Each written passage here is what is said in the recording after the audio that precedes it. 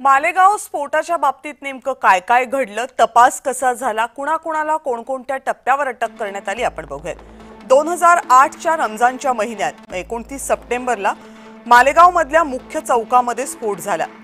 मालेगाव मध्ये एका मशिदीच्या जवळ हा स्फोट झाला होता। शुक्रवारची नमाज सुरू होती आणि ती शुक्रवारची नमाज ही बॉम्बस्फोटामध्ये निशाण्यावर होती। जिथे बॉम्बस्फोट झाला तिथे बॉम्ब एका स्कूटरवर ठेवण्यात आला होता। बॉम्बस्फोटामध्ये 6 जणांचा मृत्यू झाला तर 92 जण जखमी झाले।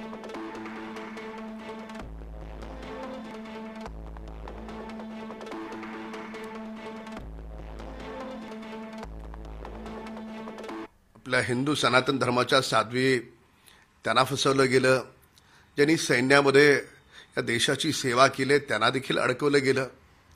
आणि त्यावेळेस महाराष्ट्रात काँग्रेसचं सरकार होतं आणि कशा पद्धतीनं की अधिकाऱ्यांवर दबाव टाकून काही हिंदू धर्माच्या नेत्यांची नावं, RSSशी संबंधित काही लोकांची नावं त्याच्यामध्ये कसा घुसवण्याचा प्रयत्न केला हे देखील वेळोवेळी समोर आलंय। इन्व्हेस्टिगेशन करताना, ही चौकशी करताना या चौकशी यंत्रणांच्यावर काही पॉलिटिकल दबाव होता का यांच्या विरोधात थोडंसं सौम्य भूमिका घ्या वगैरे। माझी प्रामाणिक इच्छा आहे, असं काही असेल तर कोर्ट त्या निश्चितच टिप्पणी करेल, पण माझी प्रामाणिक इच्छा आहे की एजन्सीज या निपक्षपाती चौकशा करतात, तपास करतात आणि त्या कुठल्याही दबावाशिवाय खऱ्या गुन्हेगार असतील त्यांना शोधायचा प्रयत्न करतात। आज या निकालानंतर आपल्याला समजून येईल